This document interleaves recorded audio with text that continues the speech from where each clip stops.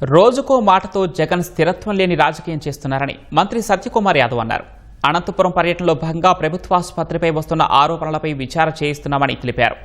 మావిగన్ పేరుతో ప్రజల దృష్టి మరల్చడానికి జగన్ పూటకో మాట మాట్లాడుతున్నారన్నారు. అమరావతిలో జరుగుతున్న అభివృద్ధిని చూసి ఓర్వలేక జగన్ ఇలా మాట్లాడుతున్నారన్నారు.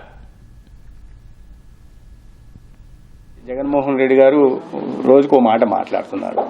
ఏదైనా రాజకీయ నాయకుడికి ప్రజా జీవితంలో ఉన్న వాళ్ళకి స్థిరత్వం అవసరం. ఏదైనా ఒక మాట మాట్లాడుతున్నప్పుడు దానికి కట్టుబడి ఉండాలి. రోజుకు ఒక మాట మార్చే వాళ్ళని అవకాశవాదులు ఉంటాం, విశ్వసనీయత లేని వాళ్ళని అంటాం. 3 రాజధానుల పేరుతో అదొక ప్రాంతాల మధ్య ప్రజల మధ్య వైషమ్యాలు పెంచే ప్రయత్నం చేశారు.